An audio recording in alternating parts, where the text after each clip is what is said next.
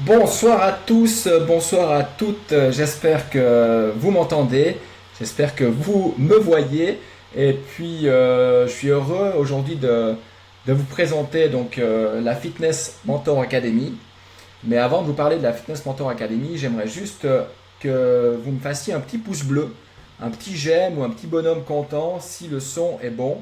Donc, si vous m'entendez bien, un petit pouce bleu, un petit cœur ou un petit... Oh, David est avec nous. Salut David. Aïe, aïe, aïe. Un petit commentaire aussi pour faire un petit coucou et nous dire d'où vous venez, si vous êtes plutôt personal trainer ou alors plutôt passionné par la nutrition en cherchant justement des informations sur la nutrition et la performance. Donc dans les commentaires, vous pouvez simplement laisser salut les gars, salut tout le monde. Laissez un petit commentaire en dessous du live pour nous dire qui vous êtes, qu'est-ce que vous faites dans la vie, et puis pour dire si le son est bon. Donc là, j'ai eu des petits pouces bleus, donc j'imagine que le son est bon. Je suis en train de découvrir qui est avec nous ce soir. Donc comme je découvre, eh ben je découvre, donc je sais pas Ah voilà, il y a des rires. Ah, il y a un monsieur pas content. Ok, donc il y a des pouces bleus, très bien. Il y a David, le son est bon, mais décalé avec l'image. Ok, alors c'est bizarre, et peut-être c'est à cause de la connexion Internet à voir. Ok, donc aujourd'hui, avant de commencer, je vous invite à partager. Ah, Mike me dit que sur iPhone, je suis tout petit et que je suis coupé par la moitié. Ok, bon, bah écoute, on va faire mieux la prochaine fois. Donc l'important, c'est juste d'entendre le son, parce que je vais vous présenter quelqu'un ce soir qui va nous parler de nutrition et de performance. Donc profitez de poser vos questions dans les commentaires durant le live, ça va durer à peu près 1 heure. Et puis on est là pour vous aider, pour améliorer vos performances, pour améliorer votre nutrition et pour améliorer vos compétences si vous êtes personal trainer. Voilà, donc avant d'aller plus loin, je vous invite à partager. Donc en dessous de ce live, vous avez un bouton de partage. Vous pouvez partager ce live, ce qui va nous aider à faire connaître justement les informations de l'expert qu'on a ce soir en perte de poids et en transformation physique. Donc, durant tout le webinar, durant tout le live, je vous invite à vous lâcher, hein. Lâchez-vous, mettez des smileys, mettez des pouces bleus, mettez des cœurs si ça vous plaît. N'hésitez pas à poser des questions dans les commentaires. Et on va commencer tout de suite la présentation. Donc ce soir, j'ai le plaisir de te présenter Mathias Sobler. Mathias Sobler, c'est un personal trainer qui n'a pas toujours été personal trainer, vu qu'il a travaillé dans les hôpitaux avant. Donc il va nous parler un petit peu de son histoire. Et il a des résultats assez extraordinaires avec ses clients à Paris. Et la chance qu'on a, c'est qu'il nous rejoint bientôt en Suisse, en septembre. Il va nous rejoindre en Suisse, donc vous allez pouvoir le rencontrer également en Suisse. Et puis, vous allez pouvoir lui poser toutes vos questions ce soir en direct. Donc, le but de la Fitness Mentor Academy, c'est de partager des lives avec vous sur Facebook. C'est génial parce que on est en live direct avec vous, on peut communiquer avec vous, répondre à vos questions. Parce que souvent, on s'aperçoit que les gens ont des questions et ils ne savent pas vraiment vers qui aller. Donc l'idée de la Fitness Mentor Academy, c'est d'amener des experts pour vous sur ma page Facebook, donc sur Thierry Darblay, ma page Facebook, et avoir des experts pour vous qui vont répondre à vos questions que vous posez au niveau de la nutrition et du sport. Donc sans plus attendre, je vous présente donc Mathias. Mathias, tu es donc en direct avec nous sur la page Thierry Darblay et sur la Fitness Mentor Academy. Je te remercie d'accepter l'interview ce soir. Salut Thierry, salut à tous. Salut, oh là là, c'est sérieux, ils sont sérieux les Parisiens. Ok, Je suis sur alors, l'iPhone là. voilà, écoute, alors, ce soir, on va donner j'ai envie de dire des secrets, mais c'est peut-être pas des secrets parce qu'il n'y a pas de secret finalement pour la nutrition, pour la perte de poids et la performance. Donc tu vas nous parler de ta passion qui est la nutrition et la performance. Et tu donnes déjà donc des conférences dans les CrossFit en France par rapport justement à la nutrition et à la performance. Donc avant de commencer par répondre aux questions, est-ce que tu peux te présenter peut-être en quelques mots en nous disant d'où vient cette passion et par la suite comment tu fais pour avoir autant des bons résultats avec tes clients? Ok, bon, bah déjà, je te remercie de m'inviter sur ta page. Plaisir. Moi, je m'appelle Mathias Sobler, je suis donc personal trainer à Paris. Donc, comme tu l'as dit, j'ai commencé en fait en tant que professionnel de santé. J'ai travaillé notamment à l'Institut Curie, qui est un centre de lutte et de recherche contre le cancer. Et à côté de ça, en parallèle, je faisais déjà en fait du coaching et je m'intéressais à la nutrition. Ok. Et voilà, j'ai décidé de passer le cap, de faire une reconversion professionnelle pour vraiment prendre en charge, et ce de manière globale, des personnes qui souhaitaient voilà, transformer leur physique, améliorer leur santé. Tu me reçois encore? Oui, les gens qui nous regardaient, laissez des cœurs. Bah, je crois que tu as reçu 2 cœurs, c'est génial. Donc je pense que s'il y a des cœurs, c'est qu'ils nous entendent. Mais si jamais tous les gens qui nous suivent, mettez des pouces bleus pour être sûr que la connexion fonctionne bien. C'est important que vous puissiez entendre toute l'information qu'on veut partager avec vous ce soir pour qu'on passe un super moment ensemble. Donc oui, je te laisse continuer, Mathias. Yes. Donc voilà, donc j'ai commencé à faire des transformations physiques auprès de clients que je coachais. Comme tu l'as dit, il y a pas de secret, il n'y a pas de tour de magie. C'est vraiment une prise en charge globale. C'est quelque chose de très simple. On va allier en fait un suivi nutritionnel qui va être individualisé, une pratique sportive raisonnée et encadrée, et avec la motivation de la personne et avec mon encouragement et mon soutien, on arrive à faire des transformations incroyables, comme je montre sur ma page Facebook. On va commencer directement avec les questions. Donc Mathias, quelle est la question principale qu'on te pose quand on vient te voir? Commençons déjà avec la perte de poids. C'est quoi la principale question que les gens se posent sur la perte de poids? Alors, très souvent, en fait, ils me demandent, ils ont des attentes précises par rapport à qu'est-ce qu'ils doivent manger. Ils sont perdus, ils ne savent pas du tout quoi manger, ils sont perdus par le flot d'informations qu'ils vont avoir voilà, dans leur entourage, auprès des médias, la télé, sur Internet. Et ils sont perdus, ils ne savent pas comment composer une assiette. Surtout le petit déjeuner, ça revient très souvent parce qu'on leur a dit que c'était le repas le plus important de la journée, ce qui n'est pas forcément le cas chez toutes les personnes. Et puis, il y a aussi le petit déjeuner typique français, donc très sucré, qui pose problème. Quand on leur demande pourquoi pas de manger un petit peu salé, que ce soit des œufs ou des choses comme ça, il y a cette appréhension. Ils ont jamais mangé salé le matin, donc ils se posent ce genre de questions. Mais c'est vraiment voilà, comment composer des repas sains, équilibrés et qui soient en adéquation avec leur mode de vie. Ok, donc si je comprends bien ce que tu dis, le petit déjeuner que tu préconises la plupart du temps à tes clients qui aimeraient perdre du poids rapidement, c'est plutôt un petit déjeuner salé qu'un petit déjeuner sucré. Est-ce que tu peux nous expliquer un peu pourquoi? Alors, si tu veux, dans de protéines est trop faible. Les individus sur toute la journée ne consomment pas assez de protéines et c'est vraiment la catégorie de macronutriments qu'il faut veiller dans un premier lieu à avoir une bonne consommation pour tout simplement améliorer en fait la composition corporelle, diminuer la fonte de muscles lors du régime et c'est aussi la consommation de protéines qui va amener la satiété, donc c'est-à-dire diminuer la sensation de faim sur toute la journée. Et on remarque, comme je prenais l'exemple en fait du petit déjeuner très sucré français, il y a très peu, voire pas du tout de protéines au petit déjeuner. Et ça cause souvent ce qu'on appelle des hypoglycémies réactionnelles. En fait, vers 10-11 heures, c'est la fameuse fringale. Et cette fringale, en fait, elle peut être évitée de deux façons. La première, donc, c'est consommer des protéines de qualité au petit déjeuner. Et en fait, faire attention à sa consommation de glucides, consommer des glucides de qualité le matin pour éviter en fait cette hypoglycémie dans la matinée. Ok, Donc, je suis un grand fan hein, des œufs le matin, qui pour moi est une des meilleures sources de protéines. ok, parfait, parfait. J'ai une question là qui m'est posée. Donc, si je regarde un peu sur la droite de l'écran, c'est parce que j'ai un deuxième ordinateur sur lequel je peux répondre aux questions. Donc, c'est pas que je suis pas en train d'écouter, c'est que je suis en train de gérer plusieurs trucs en même temps. Et comme je suis un garçon, bah, des fois j'ai un peu de peine. Donc, je fais de mon mieux. Et là, on a une question de Julien, Julien Gay, qui était également militaire avec moi.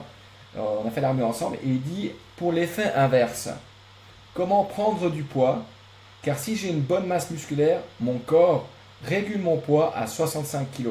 Est-ce que tu peux peut-être répondre en direct à la question de Julien? Si tu l'as pas Ouais, entendu, je bien peux sûr. te la lire ou Non, peut-être j'ai entendu. tu peux la lire aussi, ouais.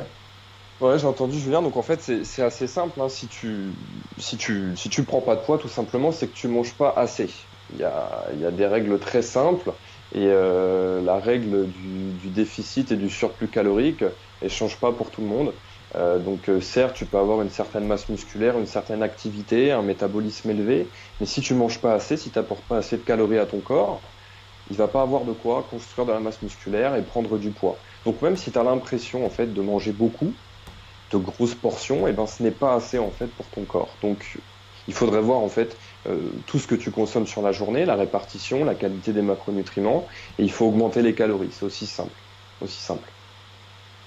Ok, donc Julien, est-ce que on a répondu à ta question et si tu as des précisions à avoir, tu peux peut-être écrire dans les commentaires en dessous de ce live qu'est-ce que tu aimerais savoir en plus. Ainsi que les autres, les loulous, si vous nous regardez, vous pouvez laisser les commentaires, on y répondra au fur et à mesure du live. Donc pour rester sur l'idée de Julien, donc on a aussi des gars qui viennent nous voir parce que eux ils ont le problème inverse, ils n'arrivent pas à prendre du poids. Et là tu viens d'expliquer justement une stratégie qui dit que si la personne n'arrive pas à prendre du poids, c'est qu'elle ne mange pas suffisamment en fait pour réussir à créer de l'anabolisme, donc de la prise de masse musculaire. Bien sûr. Comment tu peux savoir quelle quantité tu dois manger en fait pour réussir ton objectif de prise de masse musculaire? Ouais, donc en fait, dans les grandes lignes, si tu veux, j'ai parlé des protéines tout à l'heure, c'est en fait la catégorie de macronutriments qu'on va regarder en premier.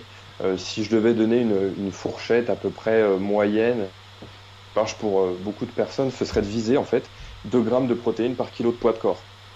Donc il faut faire attention à ça.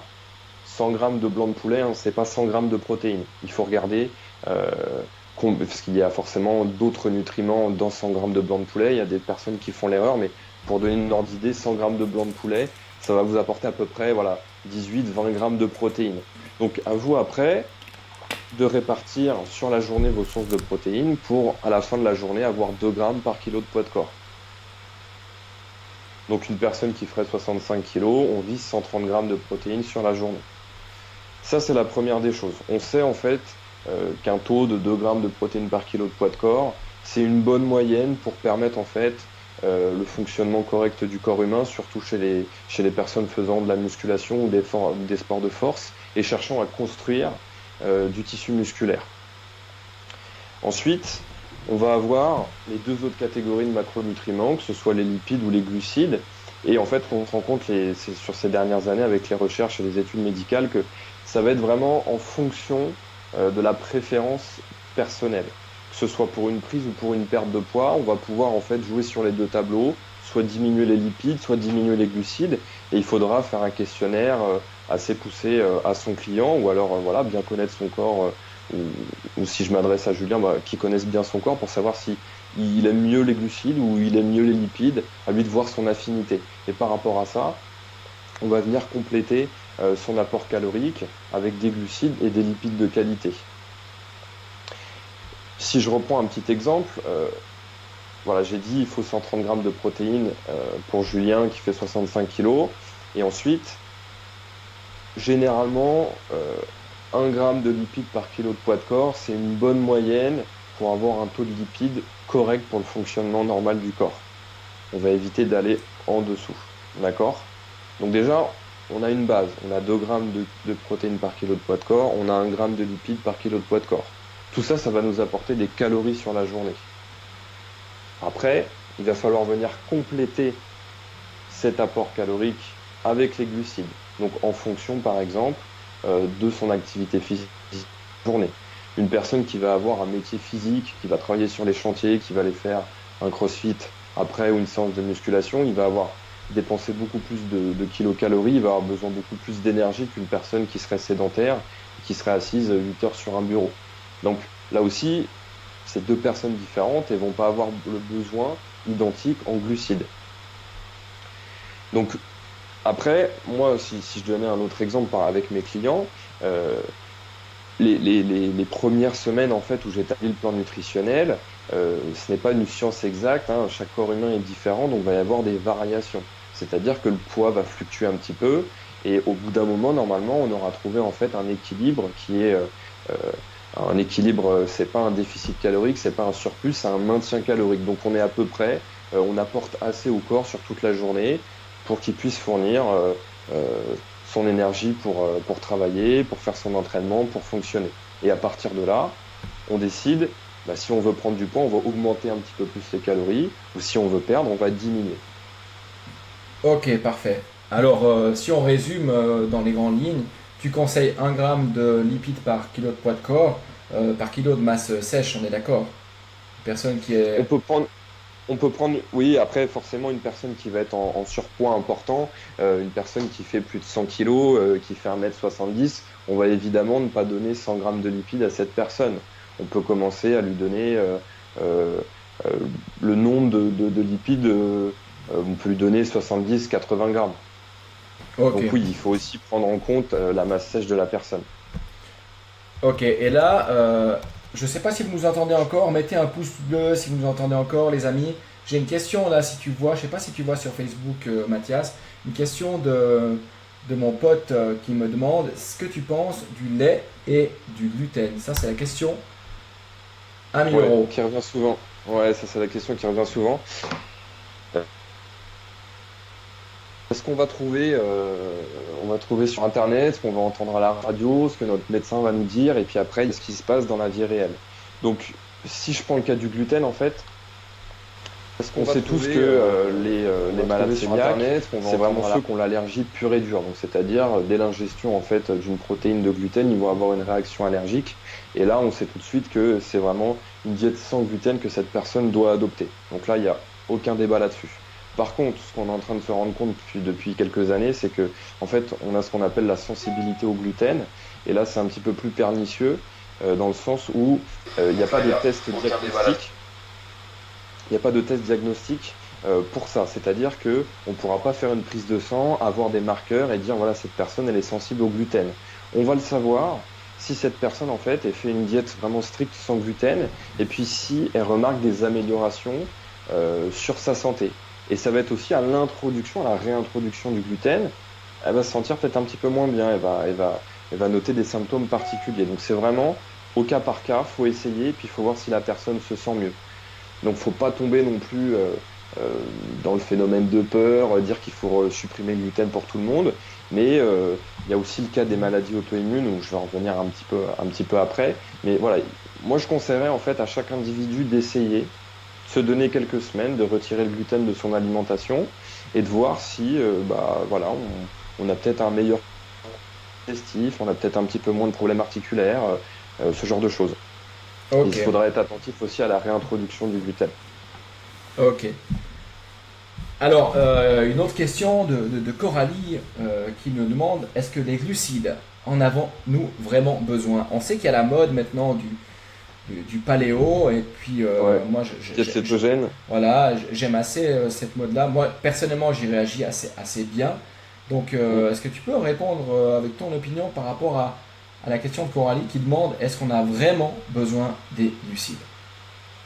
Bah, moi, j'ai une question à poser à Coralie. C'est déjà, quelle est son activité physique, ce qu'elle fait dans la vie, et puis ses affinités personnelles. Moi, je pense que de toute façon, oui, l'être humain, il a besoin de glucides.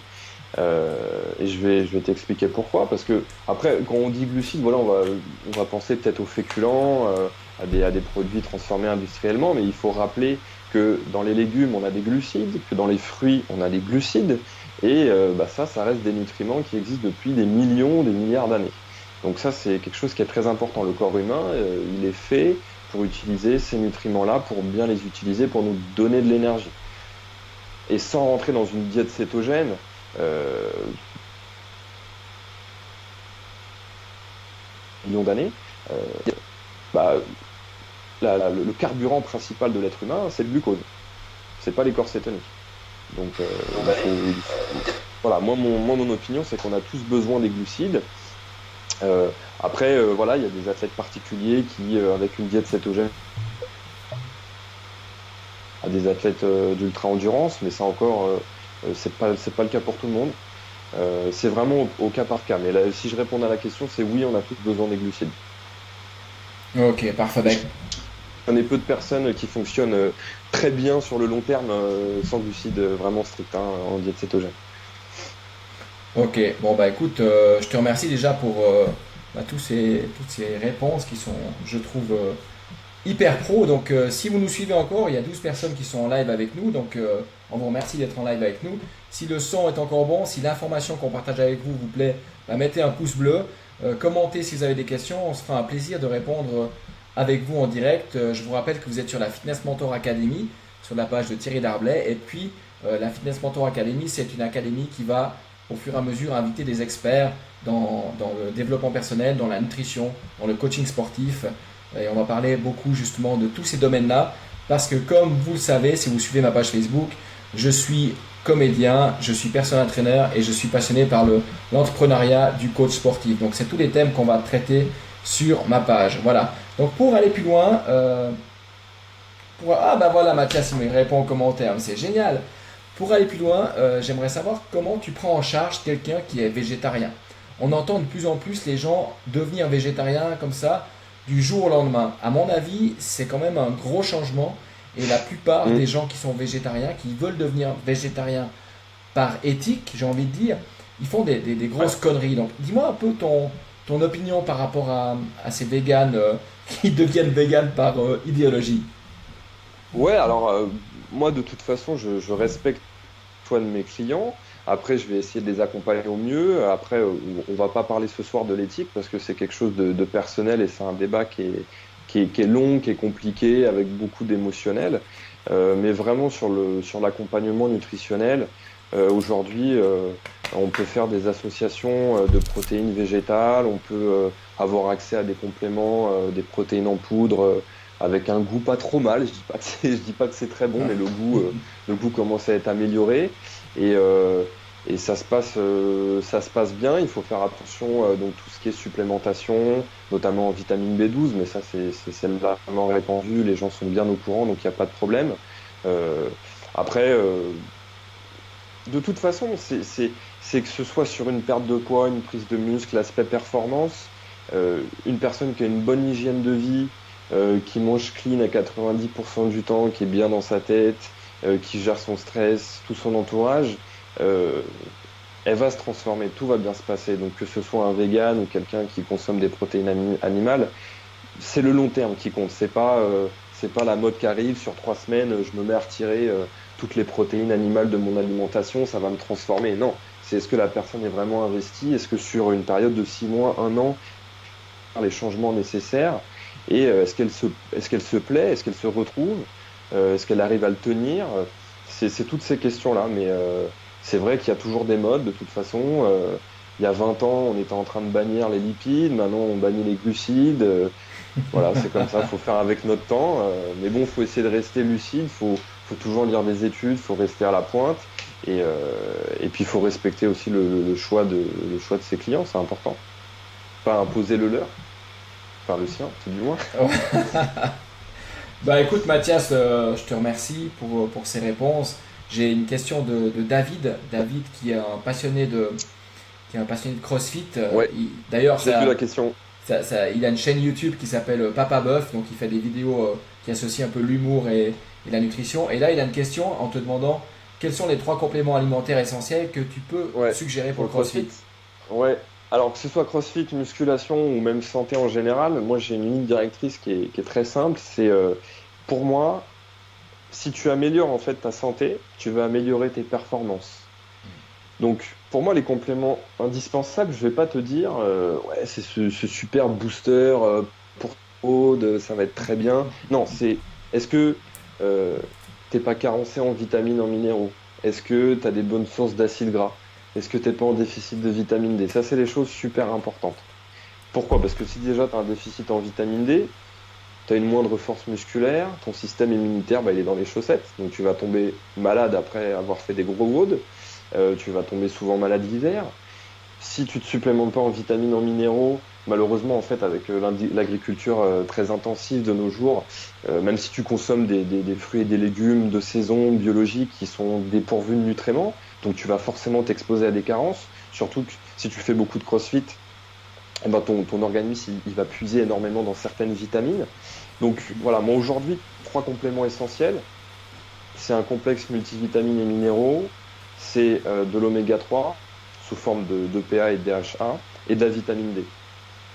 Ouais. Alors la vitamine D, elle est à part, elle est en plus du complexe vitamines et minéraux, parce que en fait les législations, que ce soit françaises, suisses, un peu européennes, elles sont trop basses. Donc il faut venir supplémenter davantage pour avoir un taux optimal. Et ce tous les jours. Donc voilà, vitamine D, oméga 3 et un bon complexe multivitamines et minéraux. Ok, bon bah je pense qu'on est assez sur la même longueur d'onde, donc c'est top, ça c'est vraiment, je pense, l'essentiel pour que les gens puissent se sentir bien. Donc Hmm. c'est top. Il y a Coralie qui revient à Ouais, la je vois. charge, justement Ouais. Coralie qui est une super participante à ce live, et on la félicite, on lui met un immense cœur pour la participation. Tiens, bah, je vais te mettre un petit cœur. Coralie, ils sont où les cœurs? Ah mais moi je peux pas me mettre un cœur tout seul. Bon, bah c'est pas grave. Donc Coralie qui demande, par glucides, j'entendais les féculents. Donc j'imagine qu'elle pense aux pâtes, au riz, au Ouais. pain, toutes les Hmm. choses qui sont transformées. Elle fait de la natation et du crossfit. Et Ouais. Coralie est une cliente qui a perdu 10 kilos avec moi, juste pour la petite pub au passage. Donc si elle peut apprendre des nouvelles choses avec toi, bah, je suis le premier qui sera enchanté. Donc est-ce que tu peux lui répondre? Ouais, je peux lui répondre, bien sûr. Bah, déjà, je la félicite pour sa perte de poids. Pour répondre à sa question, bah voilà, donc je m'en doutais un petit peu, hein, par glucides, j'entends féculent. Donc, moi, ce que je te conseillerais, Coralie, c'est voilà, essaye de viser 2 grammes de protéines par kilo de poids de corps, essaye de viser 1 gramme de lipides par kilo de poids de corps. Consomme des légumes de qualité, un petit peu de fruits, et puis vois déjà comment ton poids évolue, vois ta sensation à l'entraînement, si tu as la pêche. Et voilà, t'as fait une grosse session de CrossFit, et ben, tu as peut-être mérité une portion de féculents, un peu de patates douces en post-entraînement pour aider à recharger un petit peu tes stocks de glycogène, surtout si tu vas avoir un autre entraînement le lendemain ou le surlendemain.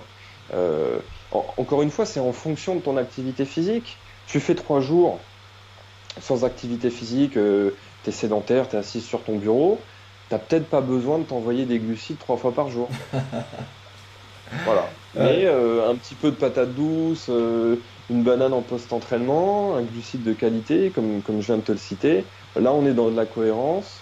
Tu as mérité tes glucides, j'aime bien dire ça. Il faut mériter ses glucides, surtout chez les femmes. Je suis pas misogyne, hein, mais Pas de misogynisme dans le live Non, non, non. Facebook de la Fitness Mentor Academy. Non, mais voilà, faut mériter ses glucides. Donc, euh, donc, si ta question initiale, c'est est-ce qu'on peut faire sans glucides? Moi, je pense que si tu nages et tu fais du CrossFit,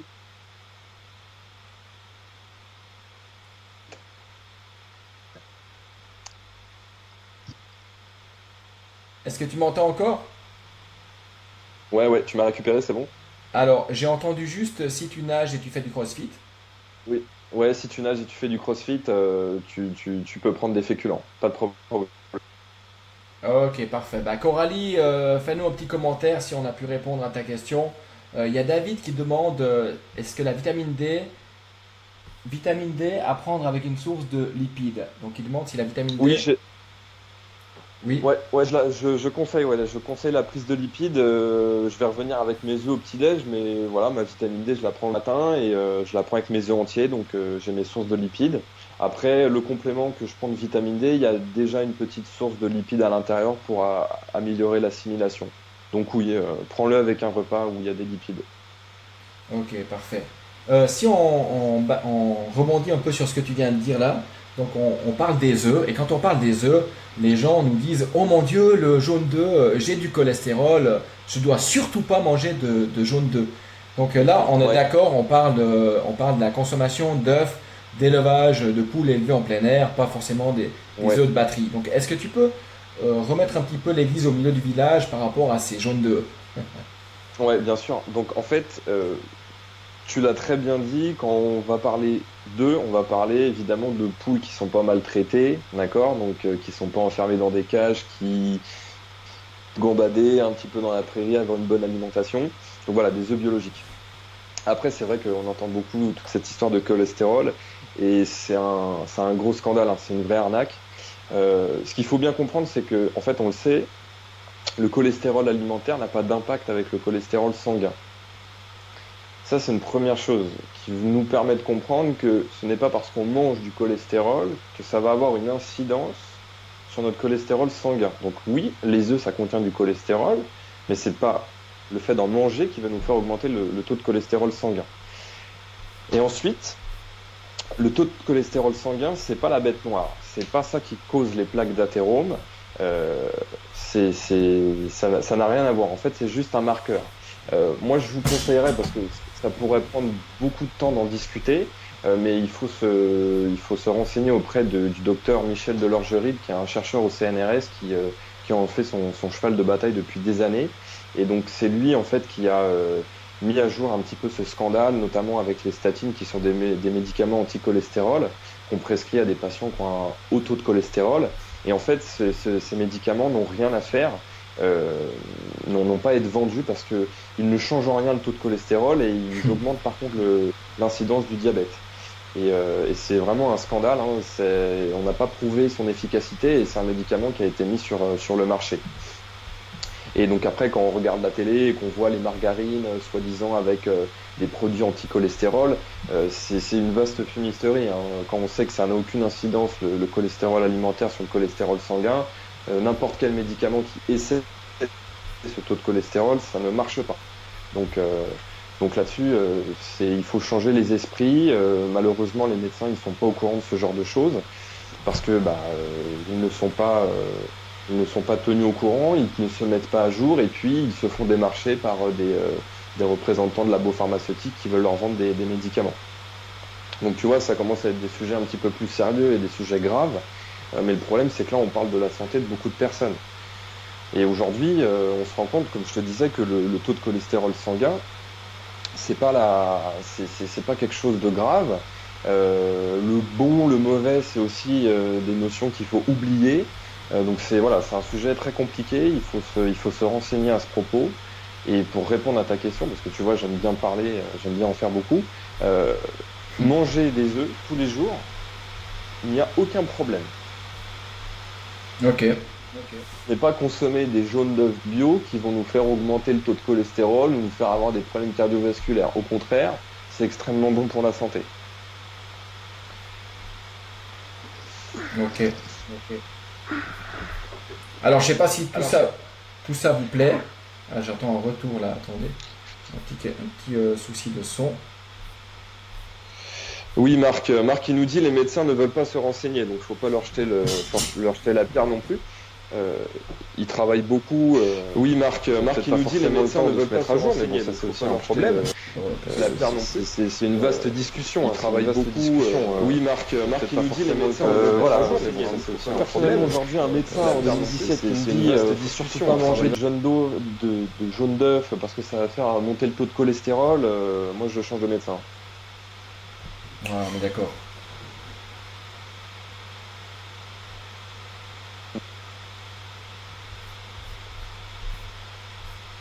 Ouais, tu m'entends Thierry?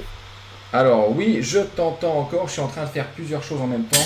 Donc oui, j'ai l'occasion de te présenter Marc. Marc, Marc, hein. Marc, il est personal trainer aussi dans notre équipe, donc il est passionné par la nutrition, un ancien sportif de haut niveau, il faisait du vélo ainsi que du body.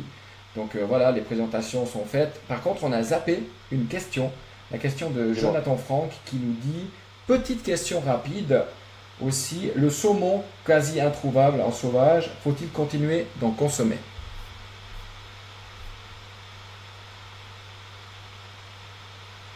En fait, pourquoi tu veux consommer du saumon? Est-ce que c'est parce que c'est un poisson que tu aimes bien?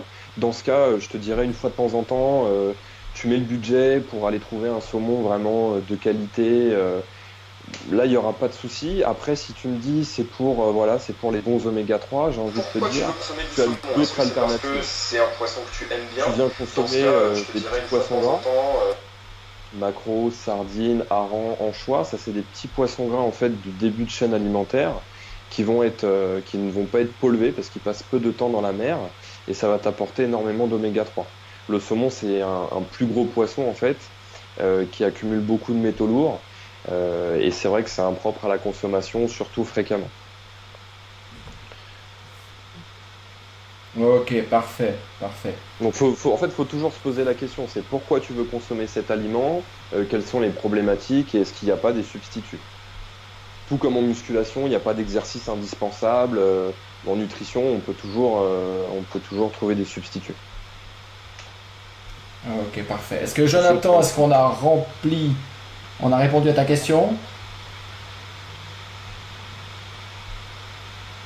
J'espère que oui. Moi, un petit bug là, je ne vois plus les commentaires. Ouais, il a dit merci, Joe. Ok, est-ce que tu vois encore les commentaires? Ah, il y a Grégory Techon qui vient de nous rejoindre. Donc, salut Grégory, bienvenue dans le live Facebook de la Fitness Mentor Academy. On parle ce soir de nutrition et de performance. Donc, est-ce que tu peux, Mathias, nous dire quels sont les compléments alimentaires que tu peux conseiller pour augmenter la performance d'un sportif d'endurance, par exemple? Alors, pour tout ce qui est sportif d'endurance, en fait, il faut se poser la question, la durée de sa sortie. Si c'est une durée d'1 heure, si c'est 3-4 heures, voire plus, dans le cas des gros Ironman, etc. Ça va être en fait avant, pendant et après. Donc, toi, tu parles vraiment des compléments alimentaires, hein, c'est ça? Oui, exactement. Alors, en fait, pour les compléments alimentaires, outre ceux qu'on a déjà cités qui vont s'étaler sur des semaines en termes d'effets positifs, tout ce qui est vitamines, oméga 3, etc., faudra veiller à consommer en fait pendant l'effort des glucides à index glycémique élevé. Ça, je le conseille aussi pour tout ce qui est musculation, crossfit, mais aussi si la personne au niveau digestif, elle tolère bien. Donc dans sa boisson d'entraînement, des glucides à index glycémique élevé pour tout de suite fournir de l'énergie pendant l'effort. Après, on peut avoir des stratégies aussi, tout ce qui est fatigue cérébrale, donc avec la consommation d'acides aminés branchés, qui aident à repousser la fatigue cérébrale et qui, en fait, en concordance avec les glucides, vont avoir des effets, notamment sur le cortisol. Ok, parfait.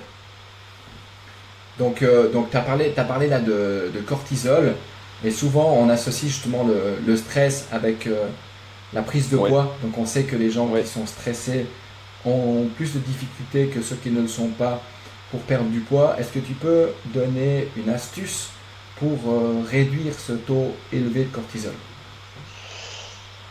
C'est difficile de donner une astuce sur ce genre de questions parce qu'en fait, il y a tout l'environnement dans lequel baigne la personne. Et c'est pour ça que moi, dans mes coachings, j'aime parler en fait euh, d'accompagnement global, de prise en charge globale, parce que c'est pas simplement juste un programme d'entraînement ou juste un programme alimentaire. On est changer la vie des personnes qu'on accompagne. Et ça passe aussi, comme tu dis, par la gestion du stress. On sait que si cette personne est baigne dans un environnement stressant, elle va se faire énormément de montée de cortisol. Et Clairement. ça, c'est extrêmement néfaste pour la perte de poids et voilà, pour la santé d'un point de vue général. Donc, si c'est son patron qui lui pose des problèmes, c'est difficile de lui dire bah vas-y, change de job. C'est pas comme ça que ça se passe dans la vie. Donc tu te doutes bien. Après, ça va être des stratégies par rapport à l'organisation de sa journée. Si cette personne elle va être stressée à son travail et puis après elle va avoir du mal à tenir sa séance d'entraînement le soir, on va essayer de s'arranger pour peut-être séparer l'entraînement en deux, qu'elle puisse le faire le matin à sa pause déjeuner. Ça peut passer aussi par l'organisation des repas. On sait que c'est souvent une cause de stress, que ce soit voilà, qui travaille à l'extérieur, bah, son repas n'est pas prêt, elle va manger à l'extérieur avec ses collègues, et ben c'est souvent lieu à des tentations, à la malbouffe.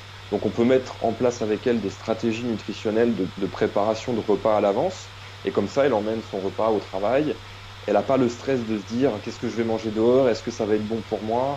Voilà, tout est déjà prêt. Donc on prend 1 à 2 heures de son temps le dimanche soir, on prépare un petit peu ses tupperwares, et puis ça nous fait 3-4 jours de travail. Mais au moins, on a notre journée qui est organisée. Et une journée qui est bien organisée, c'est une journée qui est beaucoup moins stressante. Ok, parfait. Il y a peut-être un truc à donner au niveau de la respiration. Je sais pas si tu pratiques. Bien sûr, après, là, on rentre un petit peu plus dans les détails, mais tout ce qui va être en fait respiration diaphragmatique, tout ce qui est relaxation, yoga, c'est des techniques qui marchent très bien pour la gestion du stress, s'accorder 10 à 15 minutes dans la journée pour faire un break.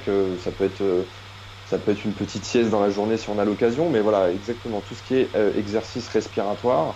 On peut le mettre aussi à la fin d'entraînement avec des techniques particulières, hein. On a fait une grosse séance de musculation avec des exercices difficiles comme du squat et du soulevé de terre. On sait que le système nerveux, il est vraiment mis en jeu. on peut se faire un travail de retour au calme avec une respiration diaphragmatique. On va relâcher les tensions, on va améliorer le retour au calme et justement, on va empêcher cette montée de cortisol.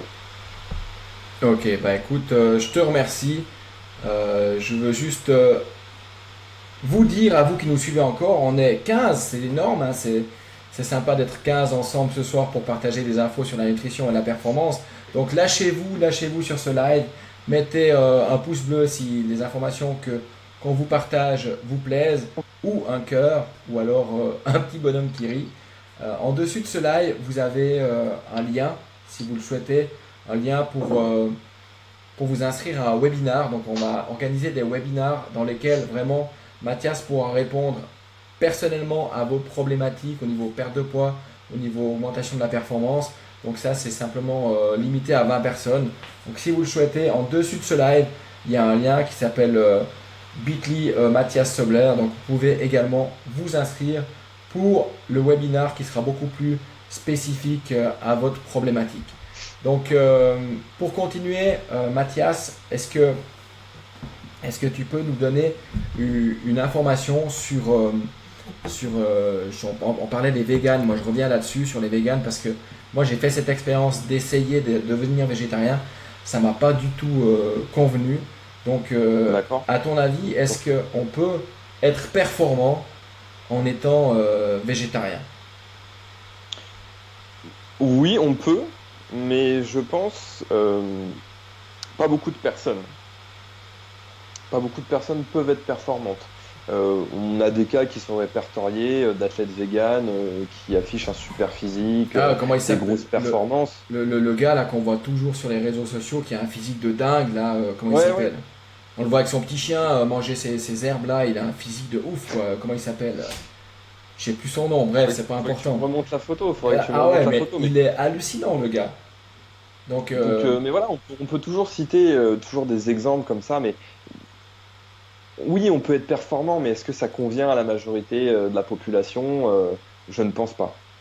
Il faut trouver son équilibre, il faut aussi avoir des idées, savoir euh, allier aussi tout ce qui est le côté social. Je sais que ça peut poser des problèmes. Après, quelqu'un qui serait un amateur de viande, passer tout de suite à une consommation de protéines végétales comme ça peut être difficile, hein. Moi, je pense qu'il faut y aller par transition, par phase. C'est comme tout, de toute façon. Mais euh, personnellement, j'ai jamais fait le test. Donc c'est une position qui est difficile pour moi. Je peux pas te dire si c'est quelque chose qui me conviendrait. Pour le moment, j'en sens pas le besoin. Après, encore une fois, la question éthique, c'est vraiment autre chose. Moi, je fais l'effort, en tout cas, de consommer vraiment local, biologique. Je n'achète aucun produit peu cher, de mauvaise qualité, parce que déjà, je sais que c'est mauvais pour ma santé, mais parce que aussi les conditions d'élevage et d'abattage, c'est complètement scandaleux. Donc voilà, c'est plein de problématiques. Mais aujourd'hui, on me présente un athlète vegan qui a des super performances et un super physique. Ouais, c'est possible, c'est possible. ok, Il y a un collègue suisse qui s'appelle Will Jensen qui est ouais. végétarien. Et voilà, il en fait la promotion. Il a des super performances, il a un très bon physique. Voilà, c'est un exemple comme d'autres. Ok, oui, je suis un peu ce que fait Will, j'adore sa personnalité, je trouve que c'est vraiment un vrai pro. Et Ouais. voilà, donc peut-être qu'il passera un jour sur la Fitness Mentor Academy, à voir. Donc je reviens sur les questions là, parce qu'on a des questions, on va vraiment répondre à tous ces gens. Donc il y a Marc, ah oui, Marc qui nous parle du fasting. Donc le fasting, pour ceux qui ne sont pas dans le monde du fitness, c'est simplement un jeûne intermittent, c'est-à-dire qu'on va laisser le corps longtemps sans manger, entre 14, 16 et 18 heures, et on va prendre le premier repas, donc avec des protéines et puis des graisses aux alentours de midi. Donc c'est juste pour expliquer un peu à ceux qui nous suivent et qui ne sont pas forcément dans le coaching, ça c'est le fasting. Donc ton avis, Mathias, sur le jeûne intermittent? Bah, tu vois, Thierry, on parlait des modes. Eh ben, en voilà une autre. Ouais. C'est bien parce que ça n'en finit jamais. Euh, Mon avis, il est très simple en fait. Si ça correspond à la personne, c'est-à-dire que voilà, elle se lève le matin, elle n'a pas forcément très faim, et puis elle se retrouve mieux à manger 3 gros repas dans la journée, il n'y a aucun problème. Mais aujourd'hui, ce qui compte, le plus important, c'est le total calorique, c'est les bons macronutriments sur la journée, c'est est-ce qu'on a son taux de protéines, est-ce qu'on a son taux de lipides. C'est ça qui compte. Donc, qu'on fasse 3 ou 6 repas, si on a tout ce qu'il faut, ça va rien changer. Donc, que ce soit en termes de performance, d'esthétique, sur le long terme, il y a une supériorité. On aura toujours certains qui vont nous sortir 2-3 études, qui peuvent montrer une petite supériorité. Mais voilà, la plupart des méta-analyses, elles montrent vraiment que ça ne change à rien. Entre 3 et 6, ce qui compte, c'est vraiment le total à la fin de la journée. C'est le total des macronutriments, c'est le total calorique. C'est le plus important. Ok, donc là, tu as soulevé un point important et je te rejoins complètement sur le fait que j'aime apprendre aux gens à retrouver le feeling, le ressenti de leurs besoins. Parce que comme tu disais en début de live, les gens sont paumés, sont perdus et ils n'arrivent plus à ressentir ce dont ils ont besoin. Et j'aime justement apprendre aux gens, donc tous les gens qui viennent me voir, je leur donne pas un régime, je commence avec une stratégie et je leur demande de ressentir ce qui se passe dans leur corps. Pour en fait redevenir un peu des animaux. Les animaux, ils savent exactement ce qu'ils doivent manger. Et l'humain, il a Bien perdu sûr. ça parce que on est manipulé par la publicité, on est drogué au sucre, etc., etc. Donc on ne sait plus vraiment nos besoins. Donc je pense que, comme tu as dit, pour répondre à la question sur le fasting, il faut vraiment se reconnecter à soi. Faut essayer. Voilà, et se reconnecter à soi et puis voir ce qui fonctionne pour nous. Bien Il y a- sûr, moi, dans les diètes, excuse-moi, dans les diètes de mes clients, dans mon questionnaire, si tu veux, je demande les horaires de travail, la- ses habitudes, à quel moment elle mange, etc. La personne me dit, voilà, je peux manger que 3 fois dans la journée, c'est comme ça que je fonctionne, et ben, on va partir sur 3 fois. Voilà, il y a rien de figé, il faut s'adapter à la personne parce que ce qui compte au final, ce qui va assurer sa réussite, c'est est-ce que cette personne, elle tient la diète? Est-ce que ça lui convient? Est-ce qu'elle s'y plaît? Parce qu'on peut imposer la soi-disant meilleure diète, mais si cette personne ne peut pas la tenir, elle sert à rien, cette meilleure c'est diète. ça, c'est ça. Donc C'est clair. voilà, il faut que ça corresponde à la personne. C'est pour ça que la clé, c'est l'individualisation. Complètement. Complètement. Il y a David qui revient avec une question intéressante. Il demande si un David ex. est motivé ce soir. David, il est au taquet, David, il est au Il est taquet. chaud, David. On va aller David, faire du crossfit. David est aussi dans notre équipe, donc il travaille en Suisse. C'est pour te le présenter aussi. Et il demande si un excès de fruits peut être néfaste pour le foie. Y a-t-il un taux max de fructose à consommer? C'est intéressant comme question. Parce que tout le Ouais, monde c'est une pense que super le question. fruit, c'est naturel et puis qu'on peut manger beaucoup de fruits. On va écouter Mathias par rapport à ça. Ouais, c'est une bonne question. Alors, donc c'est vrai qu'on sait que ça passe au niveau du foie, en fait, au niveau du stockage du glycogène hépatique. Euh, Encore une fois, c'est une question de consommation sur la journée. Tu vas pouvoir consommer un certain nombre de fruits bien étalés comme il faut pour recharger en fait les stocks au niveau hépatique.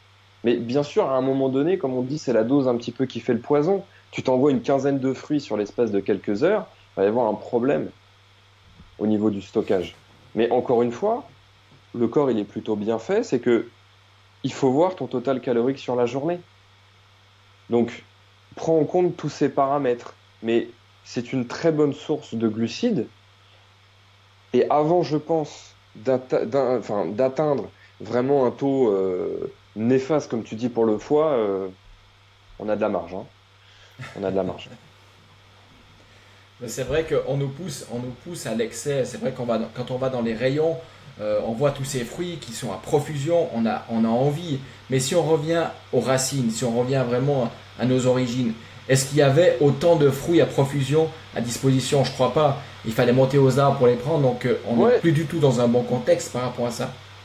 on peut se poser aussi la question suivante, c'est qu'on était dans un cadre de famine, on allait chasser pour avoir des fruits, et peut-être que c'était notre seule source justement de glucides, donc peut-être qu'on n'avait que ça à consommer, on allait en consommer une grosse quantité. Et l'être humain, il sait gérer cette grosse quantité. On peut prendre le cas j'ai plus le nom en tête, mais des personnes qui vivent au pôle Nord et qui consomment énormément de poissons gras, qui n'ont pas du tout d'accès aux légumes, aux fruits, etc. Et ben ils s'en sortent très bien, leur corps s'est adapté. C'est une question d'évolution en fait, Yeah. une question de sélection naturelle. Donc il faut, voilà, on sait aussi une personne qui est née en Afrique subsaharienne et une personne qui est née en Norvège, elle réagit pas du tout pareil. On peut revenir aussi sur la question des produits laitiers, hein. C'est clair. Il y a des personnes qui le tolèrent très bien, et des personnes qui le tolèrent très mal, hein. Donc voilà, il faut individualiser. Mais bon, pour répondre à ta question, tu n'as pas de crainte. En fait, tu n'as pas de crainte à avoir par rapport à une consommation de fruits soi-disant excessive sur la journée. Voilà, faut être modéré, mais c'est une très bonne source de glucides à mon avis en fait. Ok, super. Bah écoute, on va dire bonjour à Fabien Leboeuf qui nous fait un double Ouais, biceps en live.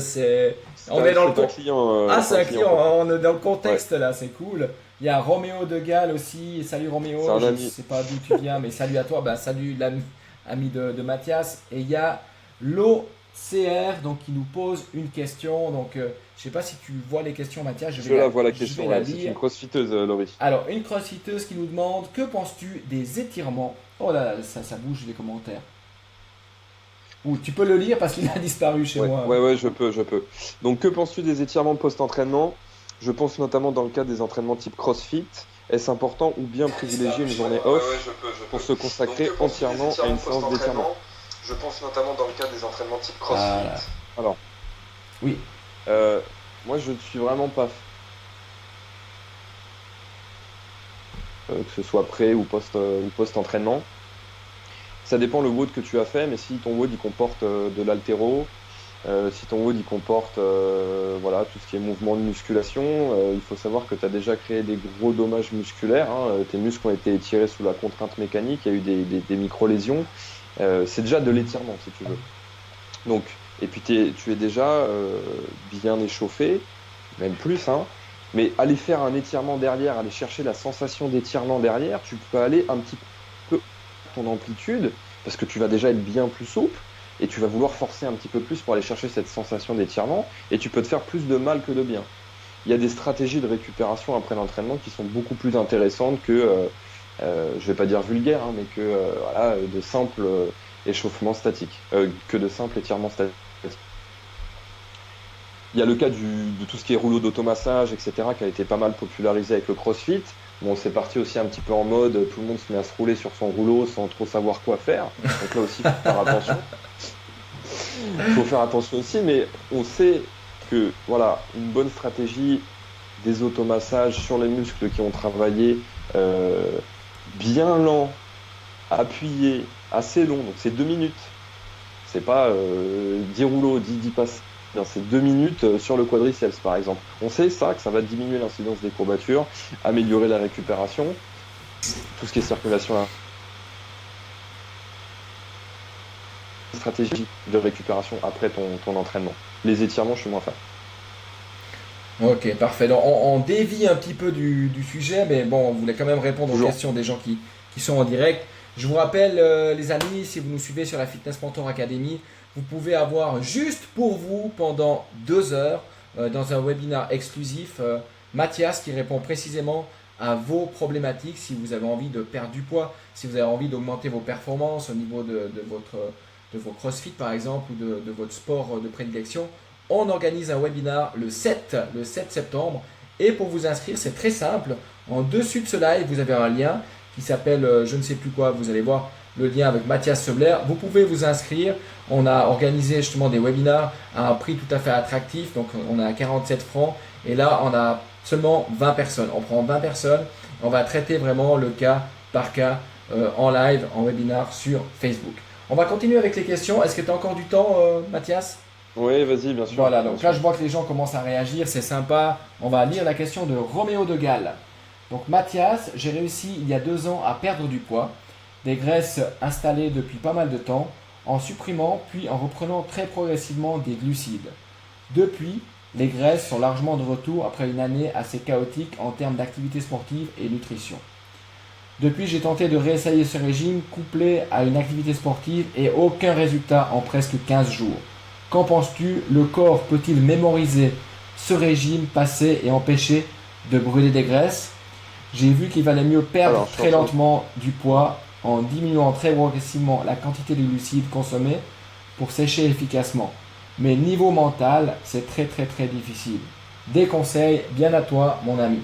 Donc merci pour la question Roméo, c'est une question très intéressante qu'on se pose souvent et je vais laisser donc... Est-ce que tu peux me faire un petit résumé très court? J'ai eu des coupures en fait audio. Alors, tu peux ou pas? Oui, très bien. Donc en fait, si tu veux, Roméo, il a essayé un régime pauvre en hydrates de carbone il y a de ça 2 ans, qui avait très bien Ouais. marché pour lui. Ensuite, il a augmenté un petit peu les hydrates de carbone et il a repris du poids, si j'ai bien compris. Et là, il essaye à nouveau de refaire la même chose. Et il s'aperçoit qu'il n'y a rien qui bouge. Il est stable et il aimerait une solution en fait. Et j'ai entendu les 15 jours, c'est ça? Il a essayé 15 jours. Oui, il a essayé pendant 15 jours. Aucun résultat en 15 jours. C'est un petit peu court, 15 jours. Il faut 15 jours, il faut laisser un petit peu plus de temps à son corps, forcément. En fait, quand tu as beaucoup de poids à perdre, forcément, le premier régime, il marche beaucoup mieux. Il est facile, tu perds du poids assez vite. Euh, Tu as, je pense, déjà bien fait de faire une pause. En fait, tu peux pas constamment mettre ton corps en déficit calorique. À un moment, tu vas bloquer. Donc, il faut s'accorder des périodes de pause, que ce soit un maintien ou peut-être reprendre légèrement. Quand je dis reprendre, c'est voilà, en adéquation avec une activité physique, prendre un petit peu de muscle, pourquoi pas si tu fais de la musculation. Et après, si tu décides de refaire un deuxième régime comme tu as fait, et tu vois que c'est difficile, faut se poser plusieurs questions. C'est est-ce que déjà, tu as réussi à refaire un déficit calorique? Est-ce que tu as attendu assez avant de repartir sur un déficit calorique? Il y a toutes ces questions à se poser. Mais déjà, 15 jours, c'est trop peu. Tu te laisses pas assez de temps, tu te mets trop la pression. Il faut voir beaucoup plus sur le long terme. Il faut voir aussi ton activité physique à côté. Est-ce que tu t'entraînes sérieusement? Euh, il y a toutes ces questions-là à se poser en fait. Ok, donc là, tu as pu donner une réponse un peu globale, j'ai envie de dire, mais Ouais, Roméo, si tu veux vraiment des conseils plus précis, je te conseille de prendre un rendez-vous. On va passer 1 heure de temps avec toi et on va vraiment pouvoir comprendre ta vie, si tu veux comprendre qu'est-ce que tu as fait, qu'est-ce que tu fais aujourd'hui, savoir avec un questionnaire où tu te situes au niveau hormonal. Donc aujourd'hui, on essaie vraiment de répondre aux questions de manière générale, mais pour aller plus loin, comme je te disais tout à l'heure, en dessus du live, on a vraiment fait on va faire un webinar le 7, donc c'est la semaine prochaine, et on va répondre vraiment précisément à ces questions-là. Voilà Roméo, mais j'espère que ça t'a plu. Si ça t'a plu, un énorme pouce bleu ou un cœur. Comment on fait les cœurs? Comme ça, un cœur pour l'Académie Fitness Mentor. Prochaine question, Jonathan, qui est lui en Nouvelle-Calédonie, c'est un personnel trainer de Nouvelle-Calédonie et qui nous pose, oh on a des petits cœurs partout, c'est génial. Il nous pose la question sur les fruits, de même sur les fruits, l'histoire des fruits à la fin des repas et de la possibilité de fermentation. Et il aimerait ton avis. Est-ce que tu conseilles plutôt de prendre des fruits au petit déjeuner, en dehors des repas, car il y a justement cette information de la putréfaction des fruits si on les mange après un repas. Qu'est-ce que tu en penses? alors c'est une très bonne question et encore une fois, en fait, il faut voir si le fait de consommer des fruits après le repas, si ton système digestif le tolère. On est parfaitement en fait adapté à consommer ces aliments. Il faut voir si ton système digestif il est fragile ou pas. Donc c'est vrai qu'en fait le fructose des fruits, il peut être mal digéré, donc tu l'ajoutes à celui des repas, ça va attirer l'eau en fait dans l'intestin, tu peux occasionner des ballonnements. Donc là, pourquoi pas en fait prendre tes fruits pendant une collation, dans la matinée ou dans l'après-midi. Voilà, pas la peine de manger ton fruit avant le repas. Après, tout ce qui est en fait apport en fibres supplémentaires, ça aussi, ça peut occasionner en fait des ballonnements. Donc il faut se poser la question. Tu peux les consommer à distance des repas.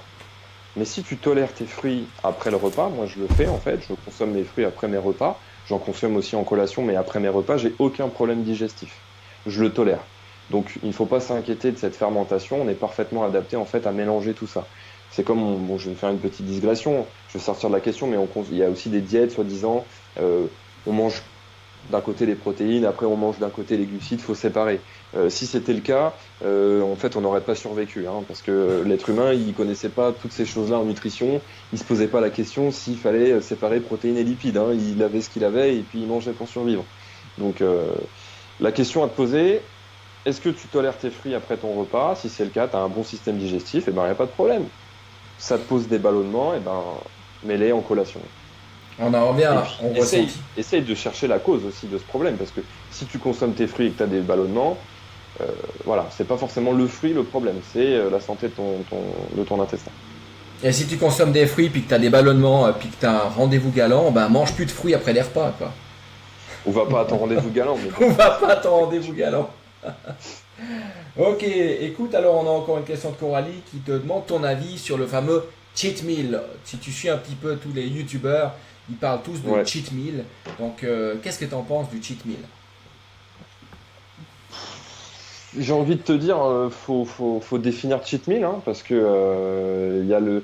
En fait, ce qui me pose problème, si tu veux, avec le cheat meal, c'est la personne qui va être dans la restriction toute la semaine. Cette personne, elle aime pas manger sainement ou ce qu'on lui a demandé de manger. Elle est vraiment dans, elle souffre hein, psychologiquement. Et puis voilà, elle se lâche le week-end. Elle a besoin de son cheat meal et pense qu'à ça. Ça va être du fast-food. Ça va être vraiment, ça va être un carnage. Là, il y a un gros problème. C'est pas le problème le cheat meal. C'est le problème, c'est ce qu'elle fait toute la semaine. C'est pourquoi elle est obligée d'avoir son cheat meal le week-end. Pourquoi elle tolère pas sa diète dans la semaine. Il y a un vrai problème. Il faut regarder ça. Après, ça peut être un repas plaisir, un écart intéressant, que ce soit voilà, que ce soit un restaurant, que ce soit même une personne qui fait peut-être un petit régime et qui s'alloue voilà, une portion de glucides de qualité le week-end pour recharger un petit peu les batteries. Voilà, ça peut être un écart qui va être toléré, qui va ne pas poser de problème.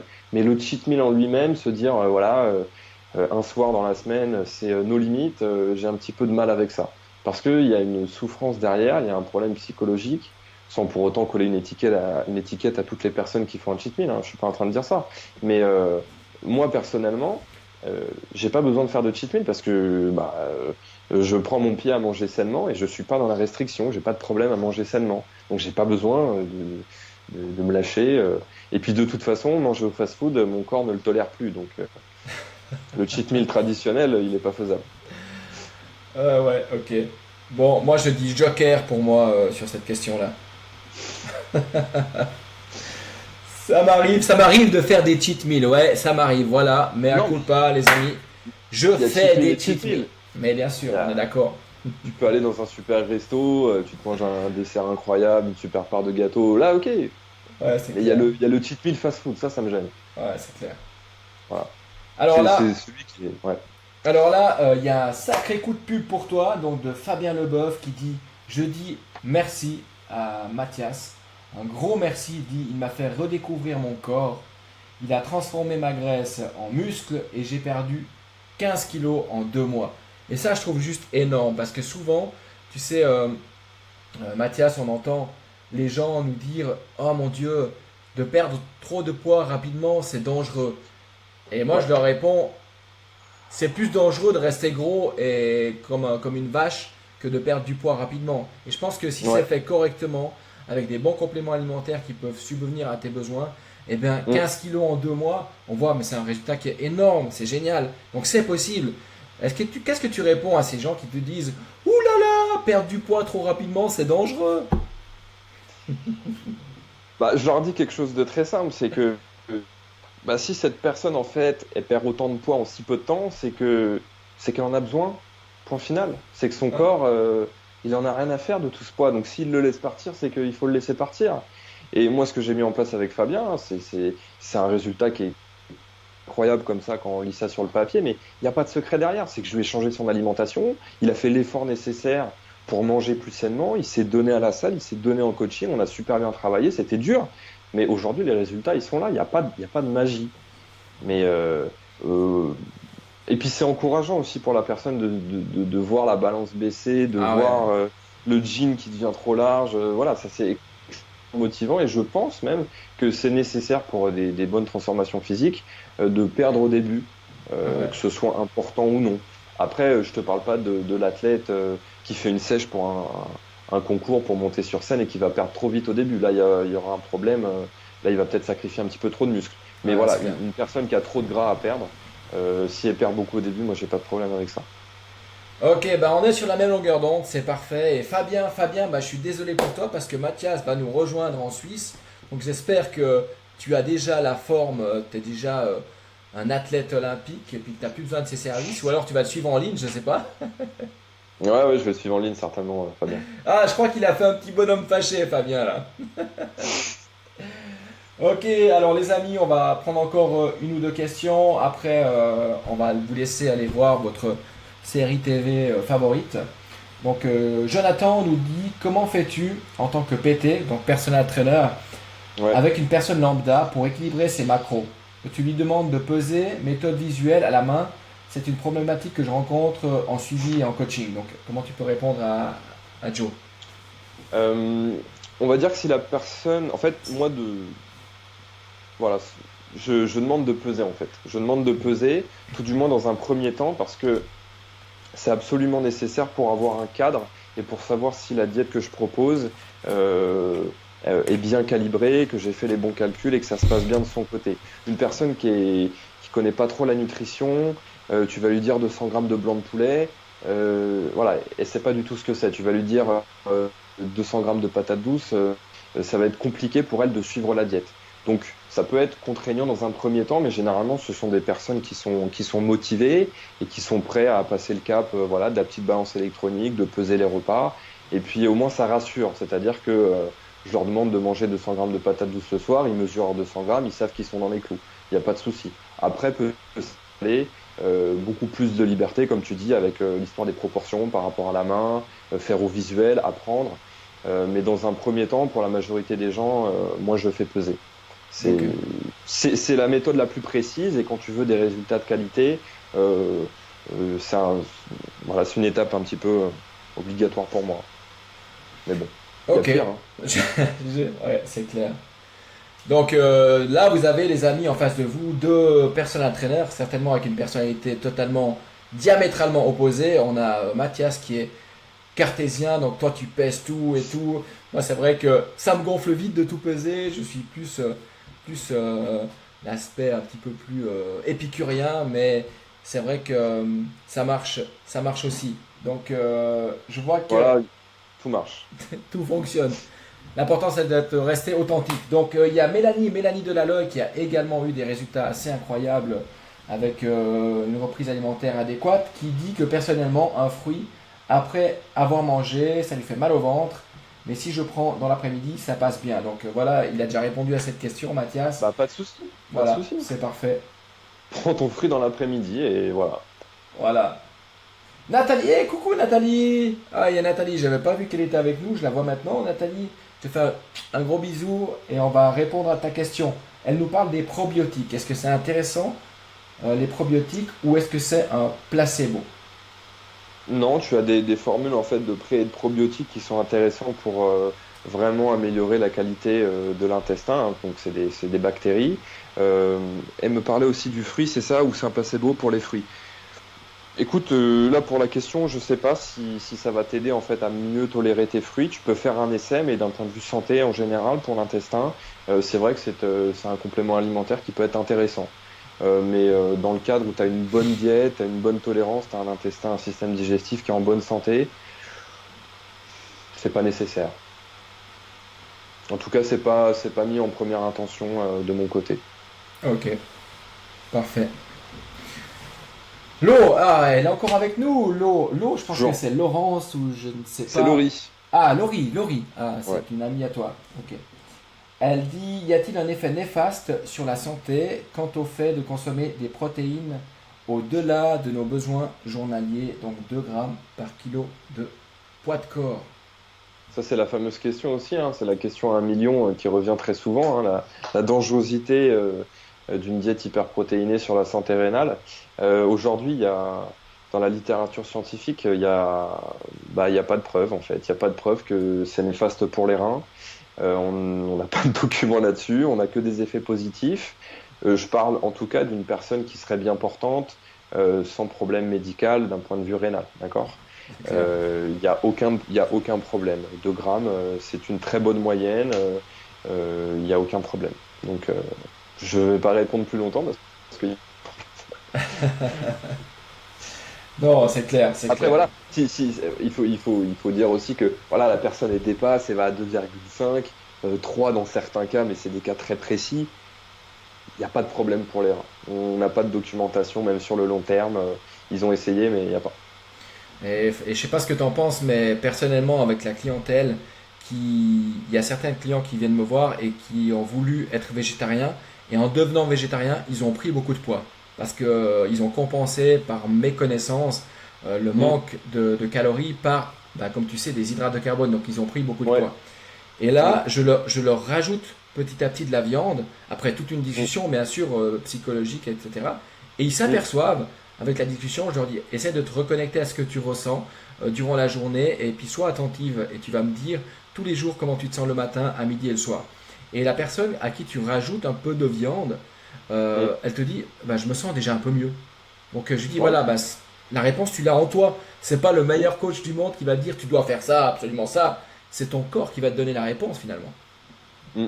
Mais ça, c'est des clés que tu leur donnes, c'est des petites indications, tu les guides, mais c'est à eux d'expérimenter, à te faire un retour, à exprimer leur ressenti. Et c'est pour ça que c'est important justement la communication entre le coach et son élève, qu'il y ait une relation particulière et qu'il y ait une communication pour que voilà, il y ait des meilleurs retours et qu'on puisse proposer les meilleures solutions. Comme tu dis, et je te l'ai dit tout à l'heure, la meilleure diète, elle va peut-être pas convenir à tout le monde. Donc, faut faut faire attention en fait à toutes ces problématiques. La personne qui passe vegan, qui fait pas attention à son remplacement de protéines, qui descend un petit peu trop bas, qui remplace par beaucoup d'hydrates de carbone, ouais, c'est sûr, elle va prendre du poids. Ouais, c'est clair, c'est clair. Un petit coucou à David Bress qui vient de nous rejoindre en direct. Coucou David, bienvenue dans la Fitness Mentor Academy. On parle ce soir de nutrition et de performance. T'arrives un petit peu tard parce qu'on arrive gentiment au terme de ce live. Mais je rappelle à tout le monde que si vous voulez avoir des indications plus précises et plus privées, j'ai envie de dire plus personnelles, on a créé en fait dans la Fitness Mentor Academy des conseils avec des coachs professionnels à des prix vraiment hyper attractifs. Donc on vous suit en ligne durant un webinar qui va durer 2 heures de temps. Et pour vous inscrire simplement en dessus de ce live, vous avez un lien. Vous allez voir, j'ai mis dans la description le lien. Vous pouvez simplement déjà pré-réserver vos places pour participer au webinar. Il y a déjà une personne qui s'est inscrite, donc on lui souhaite déjà la bienvenue. Et puis on t'informera par email du prochain webinar. Et puis là, Mathias, tu vas rentrer encore plus dans les détails et ce sera beaucoup plus personnalisé. Je vous livrerai tous mes secrets, ouais. Voilà, c'est ça. Non, mais comme on sait, les secrets, c'est finalement d'appliquer ce qui fonctionne, d'appliquer ce qui marche. Il n'y a pas littéralement de secret. Tous les gens cherchent la pilule miracle, cherchent le truc qui va fonctionner. Ce qui fonctionne, c'est un coup de pied au cul, c'est d'accepter de changer ses habitudes, c'est d'accepter de se faire encadrer par un coach, de sortir un petit peu son porte-monnaie, puis de se dire voilà, je fais ça pour ma santé. C'est ça le secret. Voilà, quand on est seul, qu'on est perdu, qu'on ne sait plus quoi faire, tu vas chercher la réponse auprès de gens qui sont compétents et qui ont déjà eu des résultats avec leurs clients. Donc voilà, je suis un petit peu direct ce soir. Hein. J'ai coupé mes hydrates de carbone, donc je suis un petit peu agressif. Ça sent une cheat meal ce week-end, ça. Ok, alors il y a David Bress qui nous demande des exemples d'hydrates de carbone. Est-ce que tu peux préciser un peu ta question, David Bress? Je ne sais pas comment l'interpréter. Bon, je peux donner mon top 3. Tu peux, voilà, vas-y, ouais, exactement. Ouais, mon top 3, on m'appelle Monsieur Patate Douce Ah ouais. pour ma salle. Bon, c'est un titre que j'accepte avec grand plaisir. Non, vraiment, la patate douce, c'est vraiment un super glucide de qualité. Tu as un indice PRAL qui est négatif. Tu as des super propriétés antioxydantes. Tu as des fibres, plein de vitamines, plein de minéraux. Pour moi, c'est un super complément. Ça remplace aisément le riz, les pâtes, les pommes de terre, toutes ces choses-là. Ensuite, on va avoir donc des sources de fruits, évidemment. Donc ça, c'est des fruits entiers, bien sûr, hein, pas sous forme de jus ou de smoothie. Et après, on peut avoir voilà, tout ce qui est sarrasin, tout ce qui est châtaigne aussi, toutes ces choses-là assez anciennes. Après, pour les sportifs qui ont besoin de beaucoup de calories, tout ce qui est riz basmati blanc, ça c'est la source de riz qui est la meilleure, basmati blanc. Ok. Et pas complet ou semi-complet parce que dedans il y a de l'acide phytique. Donc voilà, moi c'est blanc. Ok. David, tu me dis si je me trompe, toi, il y a une activité. David, c'est un maître en communication. Donc, est-ce que tu as une activité physique? Est-ce que tu bouges beaucoup? Est-ce que tu restes plutôt au bureau devant ton ordinateur? Ça, c'est des questions à te poser avant de savoir quels sont les bons hydrates de carbone à consommer. Parce que peut-être que avec l'activité physique que tu vas me répondre dans les commentaires, si tu as une activité physique, tu auras certainement besoin de consommer certains hydrates de carbone. Et si tu n'as pas d'activité physique, on n'en a pas forcément besoin. Bien que le cerveau est un gros consommateur de glucose. Ça, c'est une des réponses que j'ai de mes clients quand je leur dis, vous êtes devant l'ordinateur en train de bosser. Ils me disent, ah, le cerveau, il a besoin de beaucoup de sucre. Mais beaucoup de sucre, c'est pas un gros plat de spaghetti carbonara pour répondre à tes emails.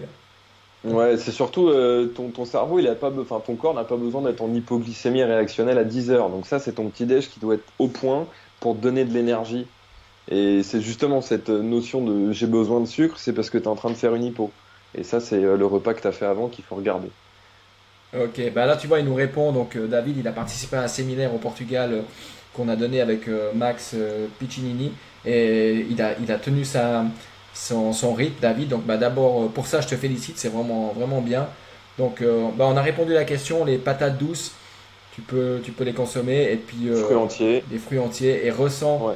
comment tu te sens, si tu les digères, si tu les digères pas. Attention avec les smoothies, comme on a vu au Portugal, les gens pensent que c'est un smoothie, donc c'est sain, donc c'est Ouais. pas. Mais c'est une bombe En plus calorique les quand fibres. même. Ouais. Il n'y a plus les fibres, ça rentre très vite dans le sang, donc certaines personnes consomment des smoothies et me disent, je comprends pas, je bois des smoothies mais je perds pas de poids. Ben c'est normal. Il y a plus de fibres, il y a beaucoup de sucre et puis il y a justement une espèce de- d'incompréhension entre le fait de penser que ça vient de la nature, des fruits, des légumes, et puis Mm. qu'on peut s'en gaver. Non, c'est pas vraiment le cas. Voilà, Ouais. David, est-ce qu'on a répondu à ta question, mon ami? J'espère que oui. Je prends une dernière question, les amis, pour aller plus loin. Comme je vous ai dit tout à l'heure, vous avez le lien en dessus du live. Et puis, on va prendre la dernière question de Fabien. Fabien Leboeuf, créatine. Voilà, David me dit oui. Parfait, merveilleux. Créatine, obligation ou pas? Quel est son rôle et quel choisir? De Fabien Leboeuf. Voilà, très bonne question, Fabien. Ouais. Donc la créatine, bah pareil, hein, encore un complément bourré de mythes et d'idées reçues. Ce qu'il faut savoir, c'est que c'est le complément qui est le plus étudié, hein. On a des documentations qui remontent dans les années 1900, ça fait presque maintenant 100 ans qu'on le connaît. Donc c'est vraiment, on a une documentation incroyable aujourd'hui dessus, et pourtant, quand on l'entend dans les journaux, ça fait encore débat, et c'est soumis au dopage, c'est soumis à des problèmes de santé, c'est complètement faux. Donc la forme que je conseille, en fait, c'est la créatine monohydrate, d'accord? C'est la seule qui est recommandée, qui a le plus d'études, qui a montré son efficacité et son innocuité. Euh, le label Créapure, c'est un label de qualité allemand, il me semble, qui assure vraiment la pureté de la créatine. Donc, recherchez les marques qui vendent le label Créapure pour la créatine monohydrate. Donc, en fait, c'est un complément très intéressant pour tout ce qui est sport de force, donc musculation, haltérophilie, crossfit, etc., etc. Ça va vraiment en fait améliorer la récupération, augmenter la force. Euh, Par contre, on a à peu près 30% de la population qui n'est pas répondeur à la supplémentation en créatine. Donc, les protocoles que je mets en place avec mes athlètes notamment, euh, je ne le mets pas d'entrée de jeu quand la personne n'en consomme pas, quand j'introduis la diète, parce qu'il y a déjà des phénomènes d'augmentation des performances, parce qu'on améliore la diète qui s'opère. Donc, j'ajoute pas la créatine. Mais par contre, au bout de quelques semaines, quand ça s'est stabilisé, j'ajoute la créatine et je vois s'il y a une augmentation des performances, s'il y a une petite prise de poids. Et voilà, je discute un petit peu au niveau des ressentis et on voit si la personne est répondeur ou pas. Si la personne est répondeur, ben, on va forcément garder ce produit hein, qui est extrêmement efficace hein, pour la prise de force, donc la prise de muscle. Euh, un petit mythe aussi, une petite idée reçue, c'est que ça ferait de la rétention d'eau, à savoir que la créatine, en fait, elle fait une rétention d'eau intracellulaire. Donc en fait, c'est pas quelque chose qui va voiler tout ce qui est ventre, etc. C'est pas extracellulaire, c'est à l'intérieur du muscle, à Mm. l'intérieur des cellules. Donc bah, c'est plutôt positif, hein, ça fait grossir le muscle. Donc pas de souci sur une éventuelle rétention d'eau négative. Il y a une petite prise de poids normalement qui doit s'opérer lorsqu'on se supplémente en créatine. Il faut attendre quelques semaines pour voir les effets positifs. Hein. C'est pas au bout de 2 jours qu'on va exploser sa barre au coucher. Par rapport au dosage, entre 3 et 5 grammes au niveau de la littérature scientifique, pas la peine d'aller au-delà. Il ne faut pas faire de phase de charge comme est indiqué sur les boîtes de produits. Ça, c'est purement marketing, c'est pour vous en faire acheter plus. Pas de phase de charge, c'est inutile. Entre 3 et 5 grammes répartis au maximum dans la journée pour une meilleure assimilation. Pas avant l'entraînement parce que ça a un effet hypoglycémiant, donc on va éviter de se faire une hypo pendant l'entraînement. Donc voilà, vous répartissez vos repas, vos collations à 1 gramme, c'est très bien. Et voilà, c'est un super complément. Moi, je le recommande à tous mes clients, à mes athlètes qui sont répondeurs. Donc, il faut faire le test. L'ajoutez pas en plus des autres compléments parce que vous n'allez pas vous y retrouver, vous ne saurez pas si vous êtes répondeur ou pas. Donc, ce sera dommage. Ok, super. Bah écoute, je trouve que c'est génial toutes les infos que tu nous donnes, que tu nous partages ce soir. Les amis, si notre live vous a plu, mettez un pouce, un sourire ou un cœur. Et puis si le concept de la Fitness Mentor Academy vous plaît, vous allez le retrouver bientôt. Donc je vais interviewer beaucoup d'experts, beaucoup d'amis qui sont passionnés comme moi par la nutrition, par la santé. On va essayer de garder ça avec un petit peu de jovialité, d'humour. On peut très bien être sérieux sans se prendre au sérieux. Donc faites-moi le maximum de grimaces possible pour ce live. On a plein de cœurs qui arrivent, c'est génial. Et puis je vous tiendrai informé sur ma page Facebook des prochains experts que je vais interviewer dans la préparation physique, dans le développement personnel et puis également dans la nutrition. Voilà, donc Mathias, je te remercie du fond du Merci cœur. à toi. On a passé un peu plus de temps qu'on avait prévu. On avait prévu 1 heure, on a passé 1 heure et demie avec tous ces gens qui ont participé. C'est génial. Merci à eux pour toutes leurs questions. Hein. Ouais, merci à vous, les loulous. Ah ouais, j'appelle les loulous, tu vois, mais mes followers, je les appelle mes loulous. Ça dérange certaines personnes, mais c'est un tic que j'ai. Donc voilà les loulous, je vous souhaite une bonne soirée à tous. Si vous avez aimé ce live, ce direct et que vous voulez aller plus loin, en dessus, vous avez un lien pour vous inscrire afin qu'on puisse répondre plus précisément cas par cas. Et puis sinon, dans le futur, vous allez pouvoir suivre la Fitness Mentor Academy sur ma page Thierry Darblay avec des informations pertinentes. Je vous souhaite à tous une merveilleuse soirée et on se quitte avec un peu de musique. Bye bye. Allez, ciao. Merci à tous.